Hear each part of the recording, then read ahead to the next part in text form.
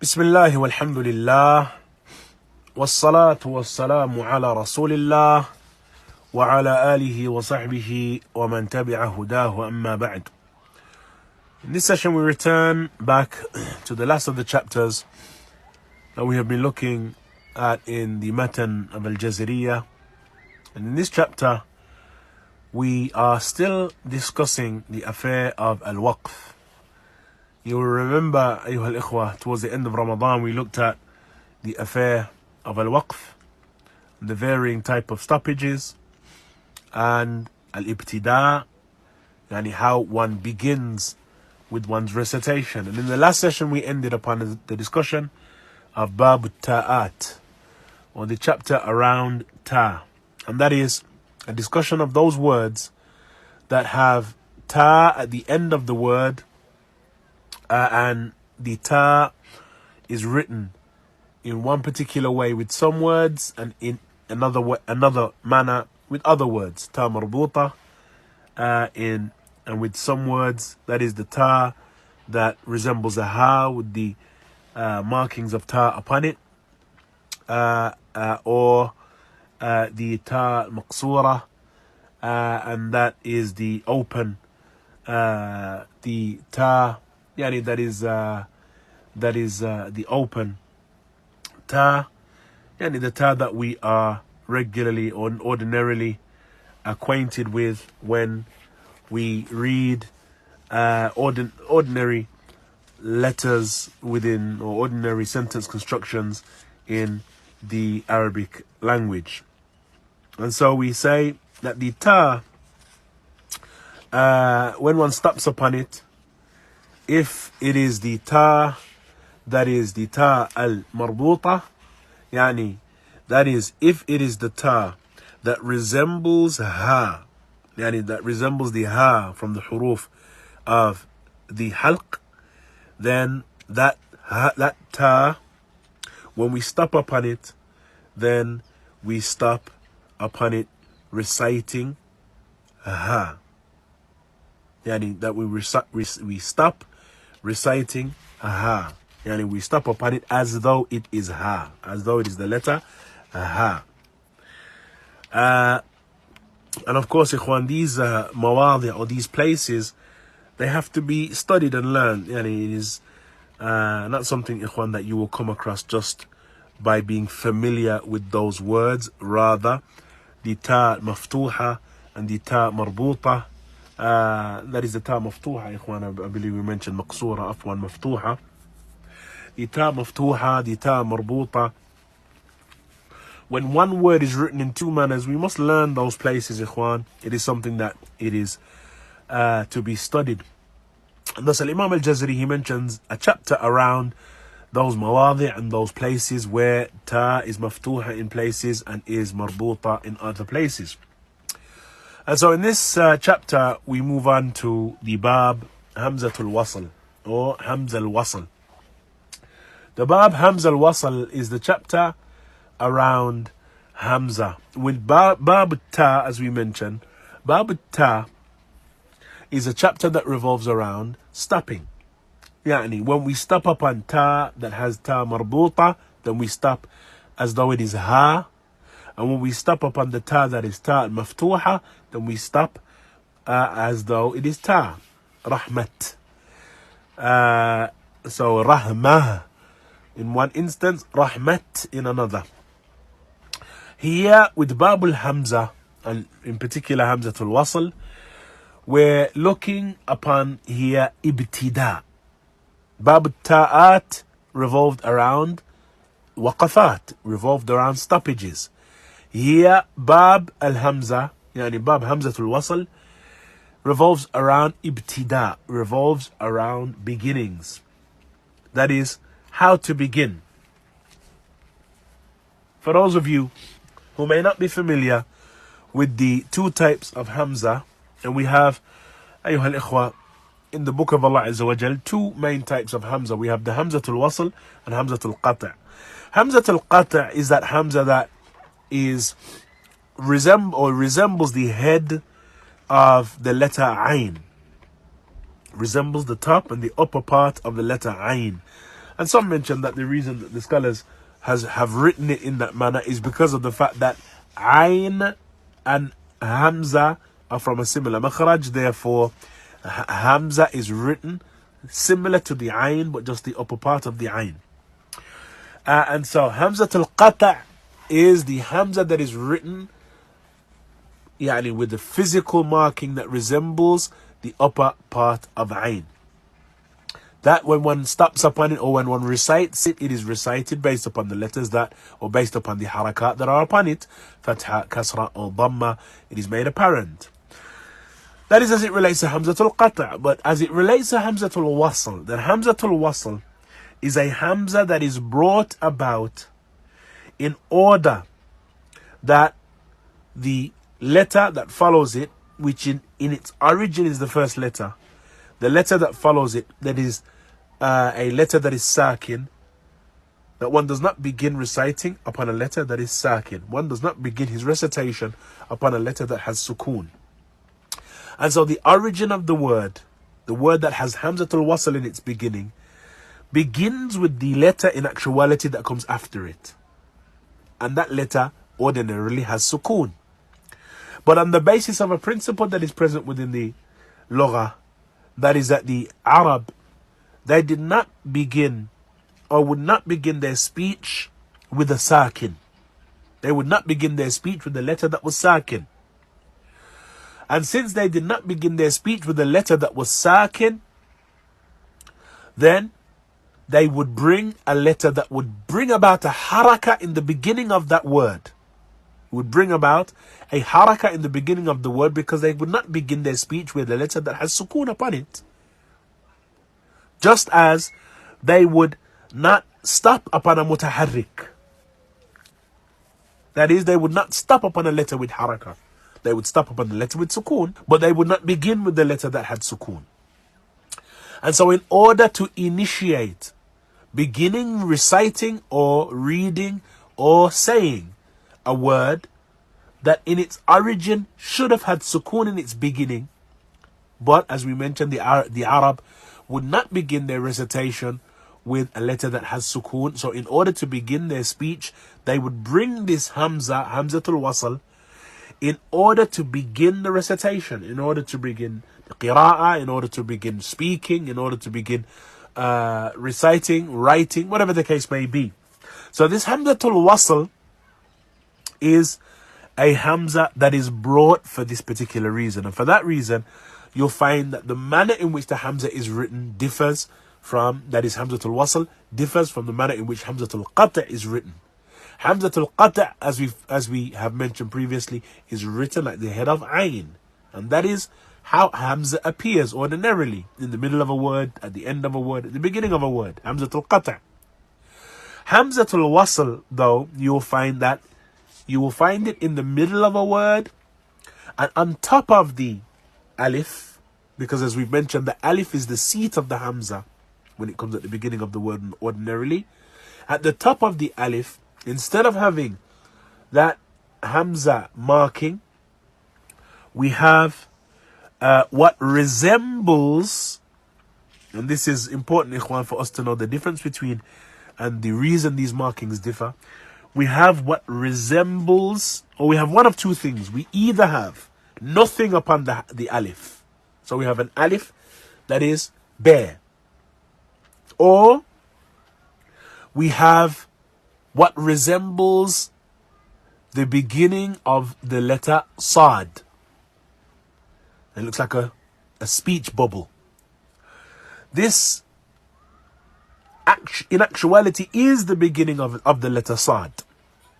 And that is because of the fact that this letter, or this initial letter or beginning of the letter Sad, is indicative of the type of Hamza that we're dealing with, and that is Hamzatul Wasl.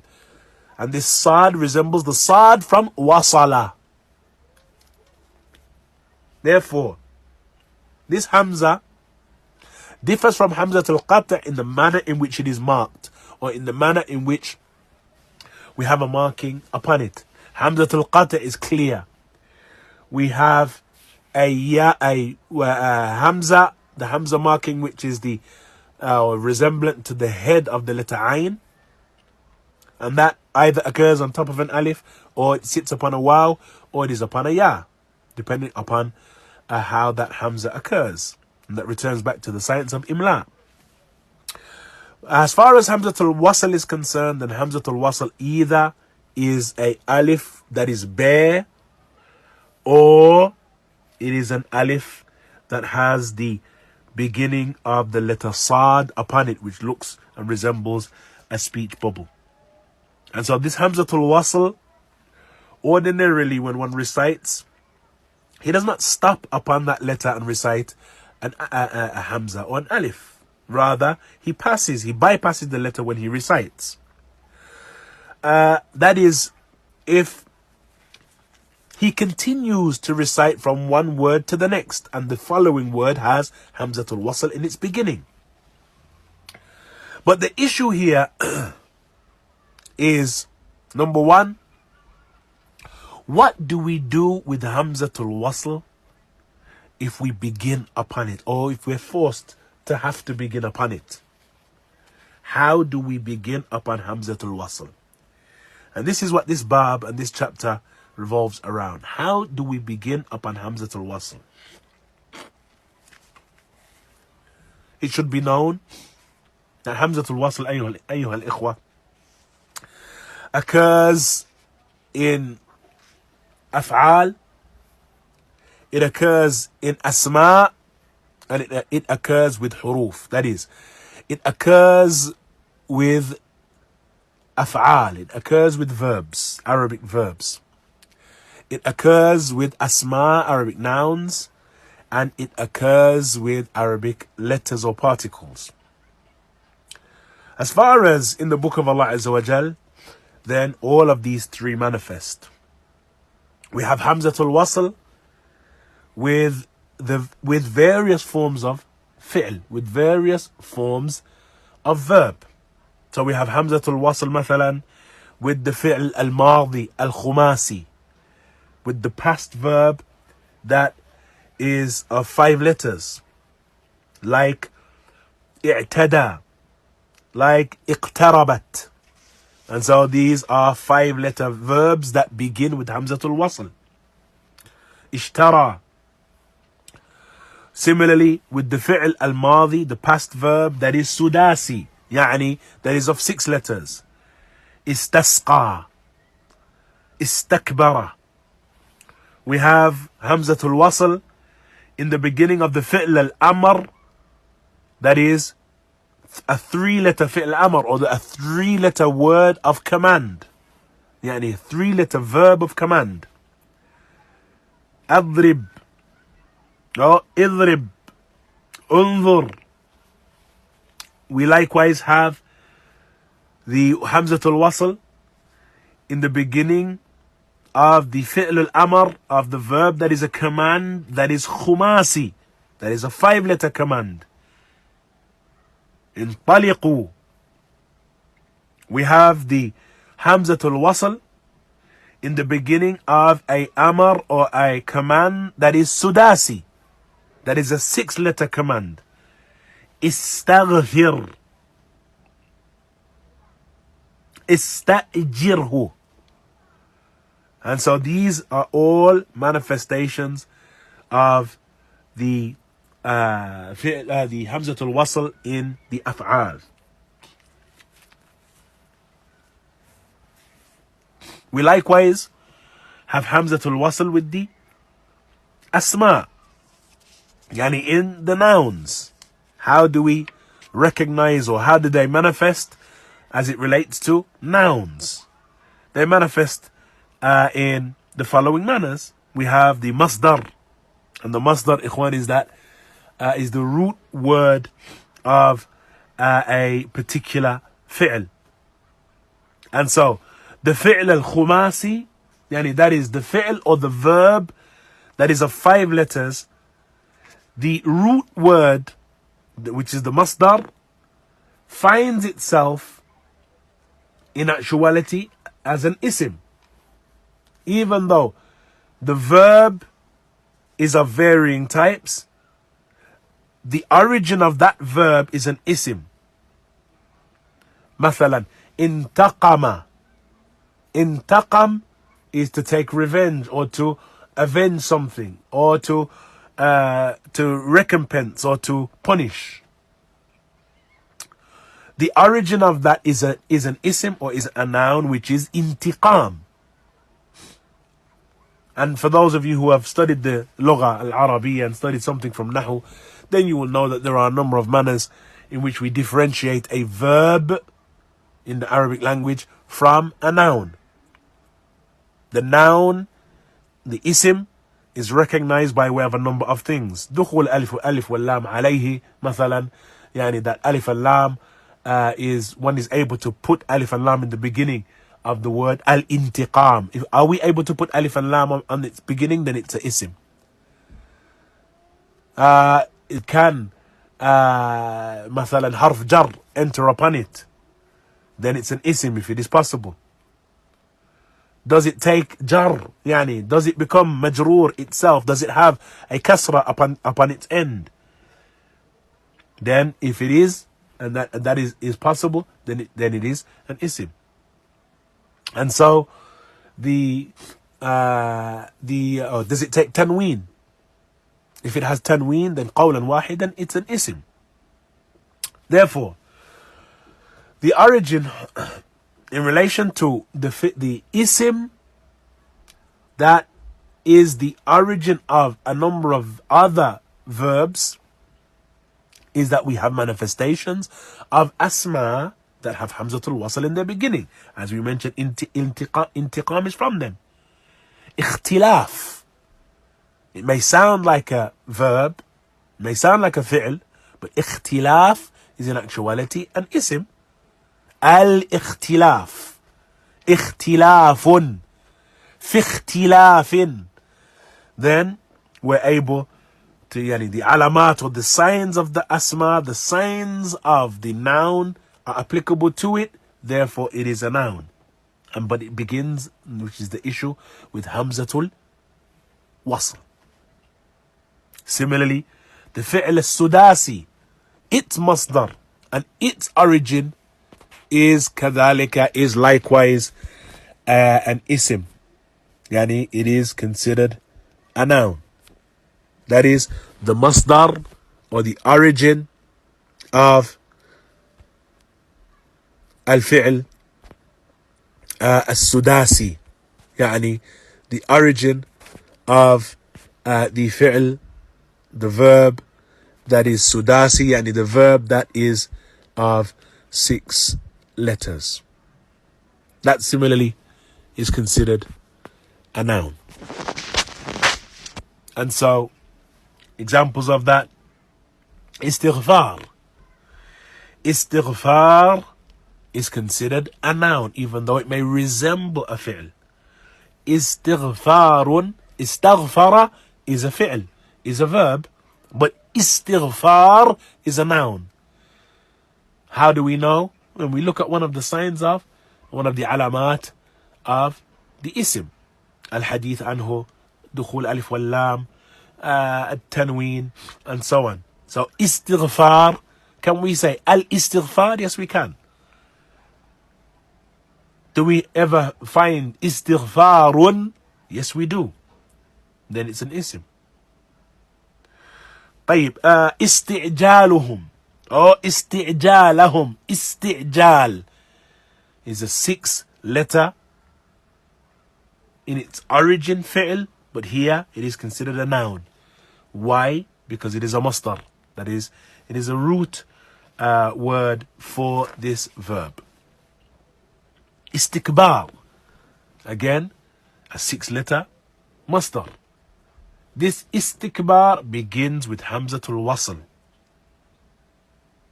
Likewise, we have outside of that which is what is known as qiyasi, yani outside of that which falls under a particular form, since the masdar for a 6-letter word, yani, or 6-letter verb, and the masdar for a 5-letter verb falls upon the same form.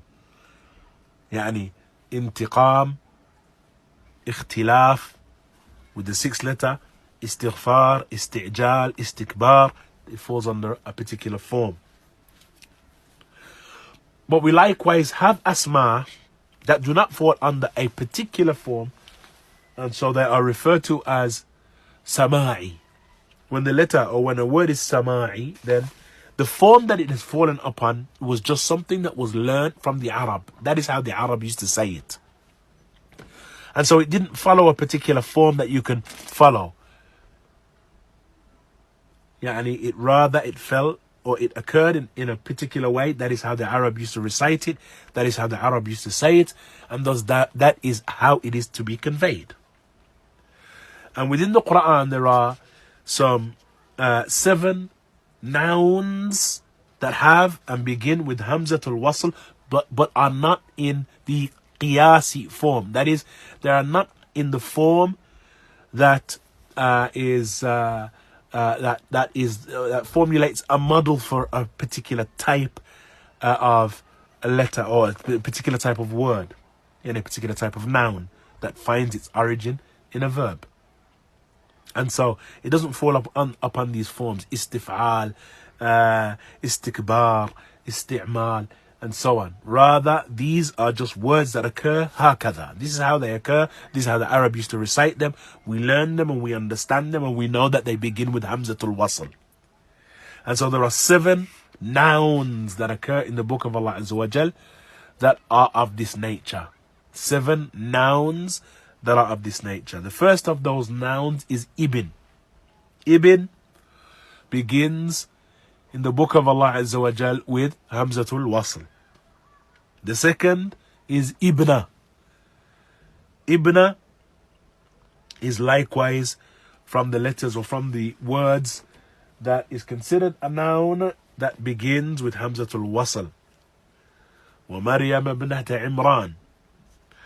The third of them is the word imru'un. In imru'un halak. ما كان أبوك امرأ سوء. كل امرئ بما كسب رهين. This term imru'un begins with Hamzatul Wasl. That is number 3. Number 4, ithnain.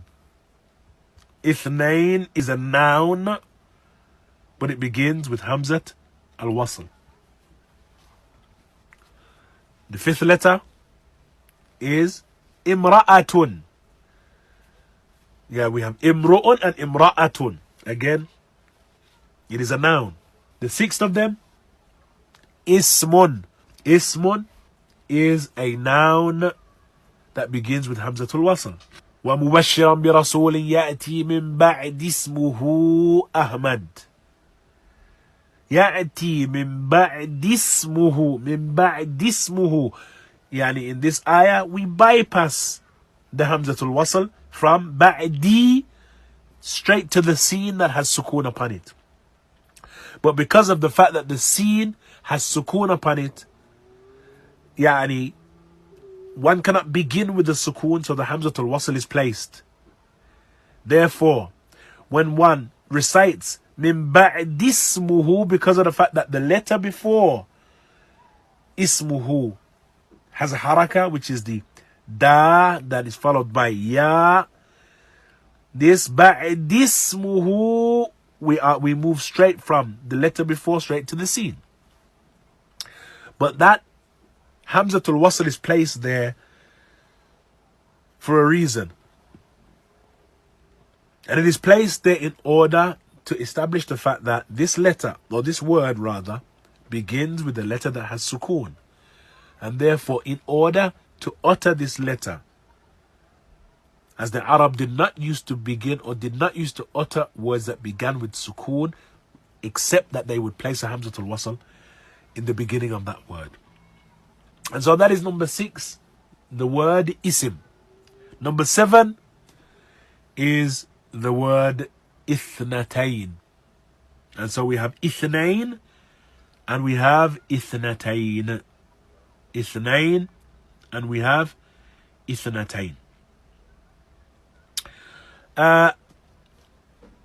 In relation then to these 7 words, and these 7 nouns, these 7 asma, all of them are sama'i. That is, they do not follow an ongoing, repetitive principle that you can just take this word, place it within the equation,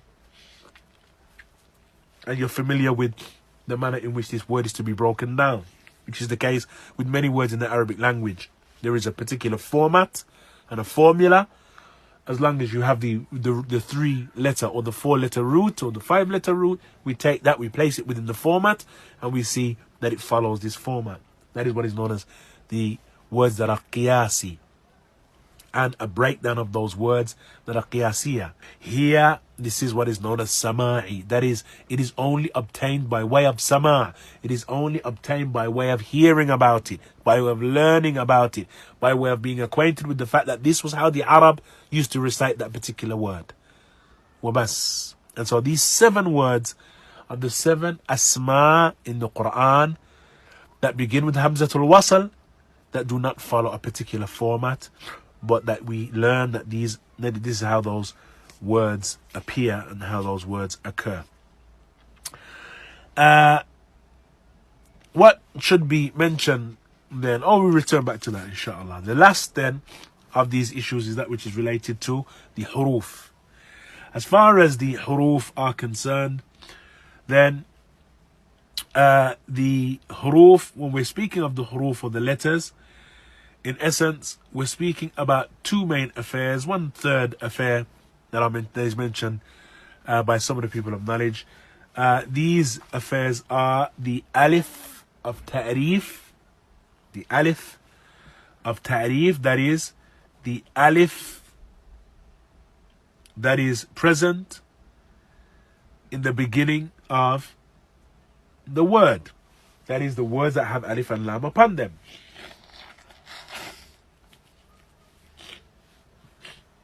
The words that have alif and lam in their beginnings, then these words in actuality have hamza. يعني hamzatul wasl in their beginning. Al such and such. Whenever we have al upon the beginning of a word, then that al is considered Hamzatul Wasl.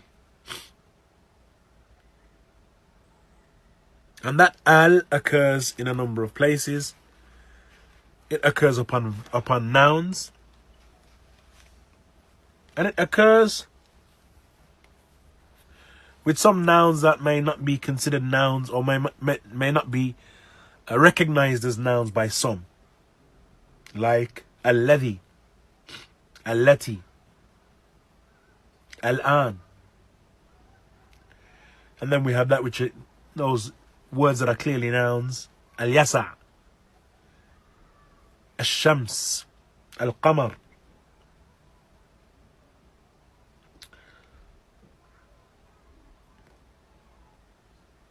And so Hamzatul Wasl occurs then in relation to the huruf, occurs with alif at-ta'rif. That is what is most categorical and what is clear. And it occurs with alif and lam of ta'rif. Some make a difference between the alif and lam of ta'rif and the alif and lam that enters upon alladhi, the asma al-mawsula. What is most correct is that the alif and lam that enters upon the asma al-mawsula, alladhi, alladhina, is likewise alif or the lam of ta'rif.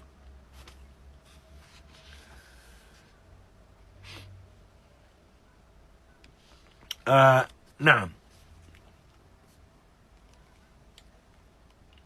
And so the issue here then, in relation to bab al-waqf wal-ibtida', since Hamzatul Wasl is connected to this bab, that is, it is connected to the affair of stoppages and ibtida' and commencement and beginning with one's recitation. The issue then that arises is How do we begin? If one were to stop upon a word or stop in an ayah, and the following word begins with Hamzatul Wasl. Remember the fact that Hamzatul Wasl either has nothing upon it, or Hamzatul Wasl has the head of the Sad, which indicates that it is Hamzatul Wasl, the Sad from Wasala. And so, on the basis of the presence of this Sad upon the top of the Alif, then we know that it is Hamzatul Wasl.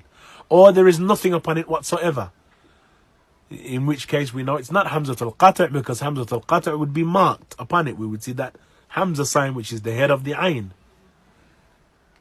So we have either nothing upon it, or we have this Sad, which, as we mentioned, looks like a speech bubble on top of the Alif.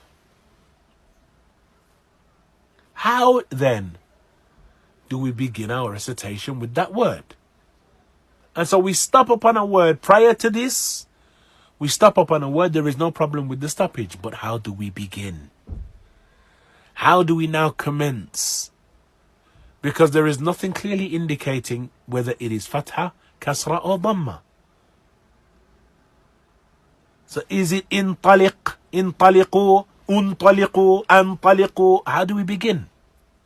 And that is what this bab in essence revolves around. And so, ikhwan, to simplify the affair, bi'idhnillah, we mentioned the following. And hopefully, ikhwan, if you absorb this, then you should, inshallah, have no problem when you stop upon a letter that begins, or upon a word that begins with Hamzatul Wasl. And that is, as we mentioned, Hamzatul Wasl occurs with 3 categories of word in the Arabic language, in the Quran, that is. That we have the af'al. We have those verbs. And we mentioned we have the fi'l al-madi, we have the fi'l al-amr, manifest within the Quran with Hamzatul Wasl in its beginning. And then we have the asma, the verbs, either qiyasiyah or sama'iyah, the nouns, qiyasiyah or sama'iyah. And then we have the huruf, and in particular we're speaking about alif, or the lam of ta'rif. So, the first principle for us to remember, which will make it easy bi'idhnillah, is that with the af'al, with the verbs, we look towards and we look at the third letter from Hamzatul Wasl. The third letter from Hamzatul Wasl, and we look at the haraka that is upon the third letter. What is the haraka that is upon the third letter?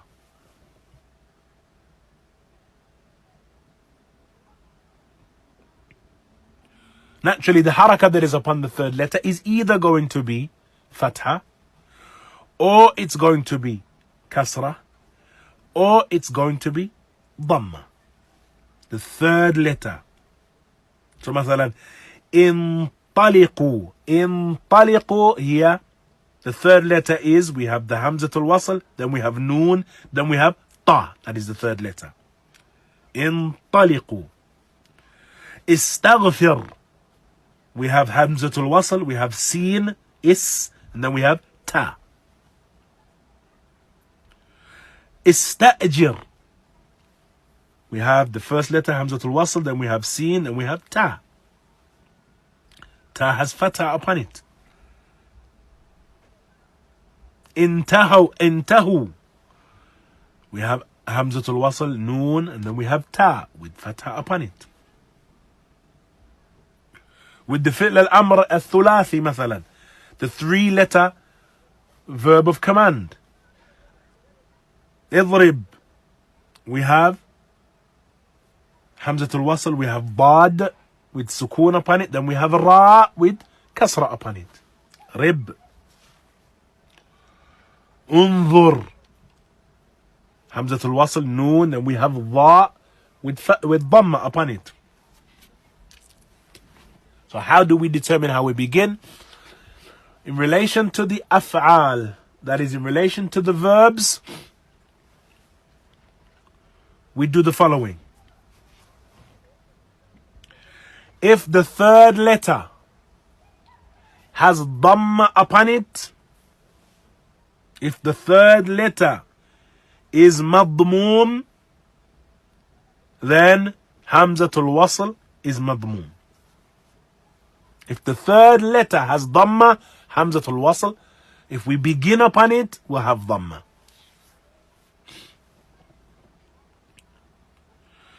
If the third letter, secondly, has kasra or fatha, then hamzatul wasl will have kasra. And so again, in relation to the af'al, the verbs, if the third letter, we always look at the third letter, not hamzatul wasl, which is letter number 1, not the following letter, but the third letter. What is the harakah that is upon that third letter? Again, if the third letter has dhamma upon it, then hamzatul wasl, if we're going to begin, has dhamma upon it. And so, مثلا, with urkud, then we do not say irkud, arkud, la, urkud. Ud'u. What is the third letter? Alif, afwan, hamzatul wasl, dal, and then ayn with dhamma. Alhamdulillah, qawlan wahida, hamzatul wasl should have dhamma upon it. Ud'u. Ud'u ila sabili rabbika. Ud'u ila sabili rabbika. مثلا اجتثت من فوق الأرض ما لها من قرار. Here we come across the word ككلمة, or we're reading كشجرة خبيثة, we stop. We're going to recommence our recitation. Now what do we say? When we look at the mushaf, we see an alif with nothing upon it. There is no bubble, yani no sad, the beginning of sad. There is no hamzat al-qata'. It is just an alif, bare. How do we recite that first letter? We look along the word, we see alif, yani hamzatul wasl is the first letter. We see Jim has sukoon upon it. We see Ta is the third letter. What is the harakah that is upon Ta? Dhamma. Ijtuthat. The origin then is Ujtuthat. If we make wasl, كشجرة خبيثة اجتثت, that's different, because we're making wasl of the kalima. But if we stop and then begin afresh, ujtuthat min fawq al-ard.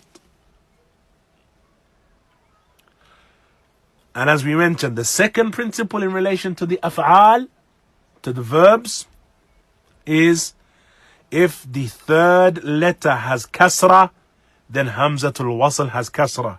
If the third letter has fatha, then hamzatul wasl has kasra. So hamzatul wasl will only have either dhamma or kasra, no fatha. It will only have dhamma or kasra. If the third letter has dhamma, it has dhamma. If the third letter has kasra or fatha, it has kasra. So with kasra, isbir مثلا. Isbir.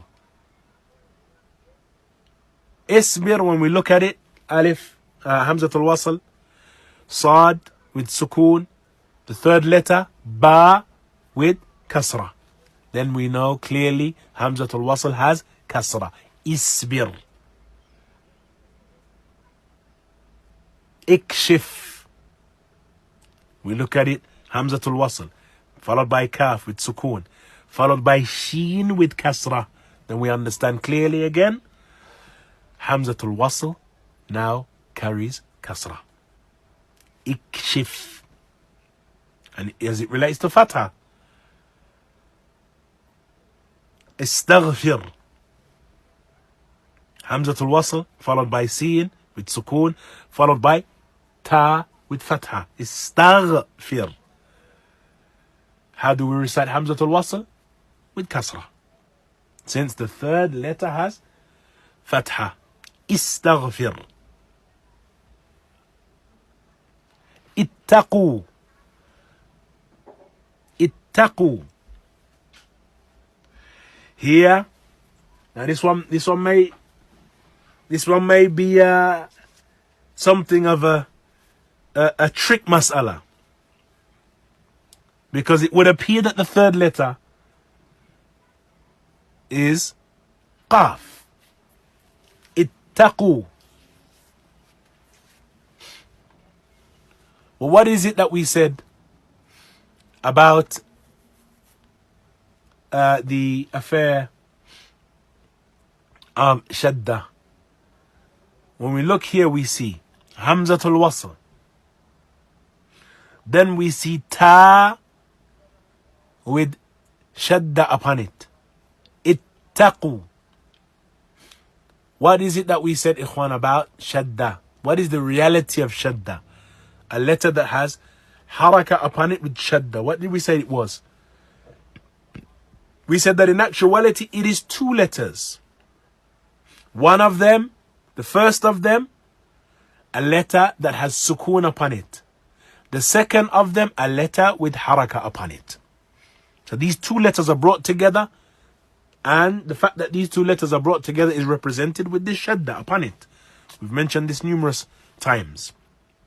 And so, with Ittaqu, in actuality, what we have is Hamzatul Wasl, followed by Ta with Sukoon upon it, followed by another Ta with Fatha upon it, followed by Qaf. That is in actuality what is present, even though we don't actually see it. When we look, we see Hamzatul Wasl, we see Ta with Shadda upon it and Fatha, and we see Qaf. Then wow, Ittaqu.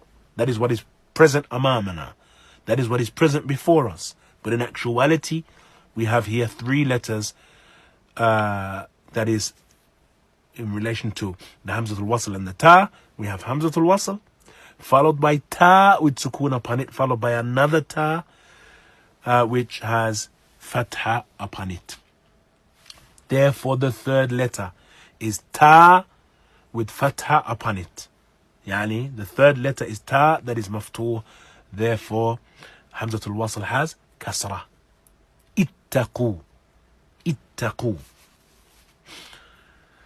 That is, Ikhwan, in relation to what is regularly and ordinarily the case. That if it has Dhamma upon it, then yani Hamzatul Wasl has Dhamma. If it has Kasra or Fatha, then Hamzatul Wasl has Kasra. The Dhamma, though, when we're speaking of Dhamma and a word having Dhamma upon it, that Dhamma must be Dhamma lazima. That Dhamma must be lazima. That is, the Dhamma must always be there. That Dhamma must always be manifest within that word. That is how that word occurs. If the Dhamma is Arida, which is that it is a Dhamma that is placed there for a reason, it is not ordinarily there. But with some words we have that manifest, that a particular haraka may be present, even though that is not the origin of the harakat that are present within that word. Then, this is what is known as the Dhamma al-Arida. Dhammatun Arida. Dhammun Aridun. In this case, Ikhwan, if we have a Dhamm that is not lazima, that is not originally from the word, but it comes about, then the Dhamm, or the word, or the fi'l that has Dhammun Arid, does not follow the principle that we mentioned previously. It does not follow the principle that we mentioned previously. And that is the dam that is arid, the dam that is not from the original or the origins of that letter. Whenever we find that it is arid, it does not have dhamma as the other examples that we've previously mentioned do. And this, ikhwan, occurs in 5 places in the book of Allah subhanahu wa ta'ala. That is, there are some 5 words in the Quran that in their origin do not have dhamma lazima, but in actuality have dhamma arida. In relation to these 5 words, and these 5 words alone, even though the third letter is dhamma, it has kasra in its beginning, just as is the case with the letter that the word wherein the third letter is maksur, has kasra, and the word wherein the third letter has fatha. And so there are 5 instances of the third letter having dhamma, when in actuality the hamzatul wasl has kasra. And these 5 words are as follows. The first of them, imshu. The first of them, imshu. And this imshu, as occurs in Surah Sad, verse 6, is recited imshu. Imshu. The second of them occurs in 2 places in the Quran, and it is i'tu. I'tu occurs in 2 places in the Quran, occurs in Surah Taha, verse 64, and it occurs in Surah Al-Jathiyah, verse 25. I'tu. Even though the ta, which is the third letter here, has dhamma, it is not lazima, rather it is arida. The third word is ibnu, which occurs in Surah Al-Kahf, verse 21, as it likewise occurs in Surah Al-Safat, verse 97. وَقَالُوا بُنُوا عَلَيْهِمْ بُنْيَانًا, as occurs in Surah Al-Kahf. It is ibnu. The fourth word is iqdu, as occurs in Surah Yunus, verse 71. And the fifth word is wamdu. Wamdu, which occurs in Surah Al-Hajr, Surah Al-Hujr, verse 65. عفوا, Surah Al-Hijr, عفوا. معلش. Surah Al-Hijr, verse 65. Wamdu. And so, if one were to begin upon it, it would be imdu. Imdu.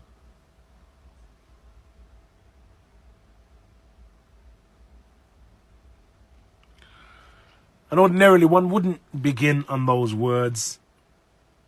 And one wouldn't intentionally, by choice, stop in order to start on those words. But if it were to occur,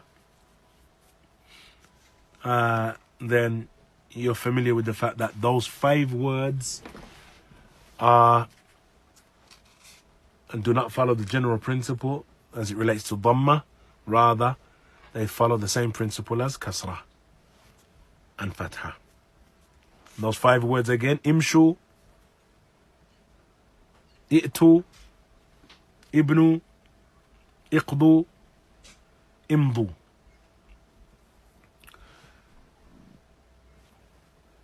As far then, and that is as it relates, أيها الإخوة, to the affair of the af'al. And so the principle, ikhwan, with the af'al is straightforward, alhamdulillah.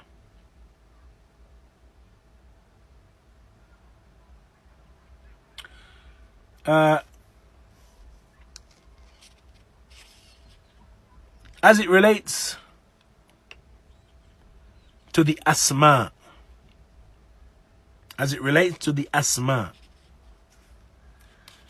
that is the nouns that begin with hamzatul wasl, then the mas'ala in relation to the nouns is one that is simple.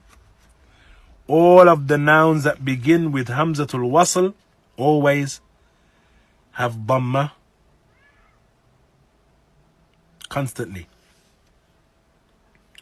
Whether it is those 7 words that we mentioned, or those masadir, those root words that fall upon a particular format.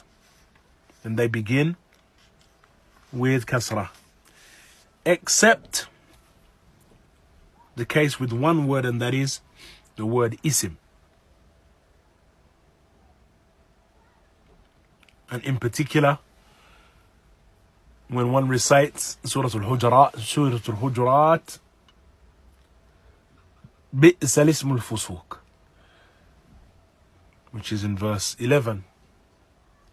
بئس الاسم الفسوق, it is permissible to recite it in 2 manners. It is permissible to recite it with hamzatul wasl, that is maftuh, يعني مفتوحة,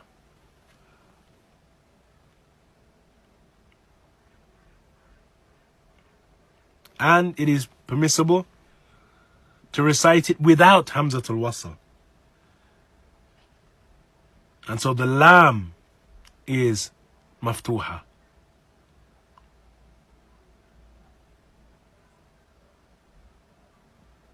And so in both of those cases, we either recite بئس الاسم الفسوق أو بئس الاسم الفسوق. And that is something of a difference of opinion, or something of a difference among the scholars, and so both of those modes of recitation are permissible. Al-ism or bi'sa lism al-fusuq. Lism al-fusuq. Al-ism or lism al-fusuq. As it relates finally to the huruf, to the letters, and as we mentioned, we're speaking here in particular with Hamzat al-Ta'rif, the alif and lam of Ta'rif. Then this Hamzat al-Wasl that enters upon the lam of Ta'rif, al,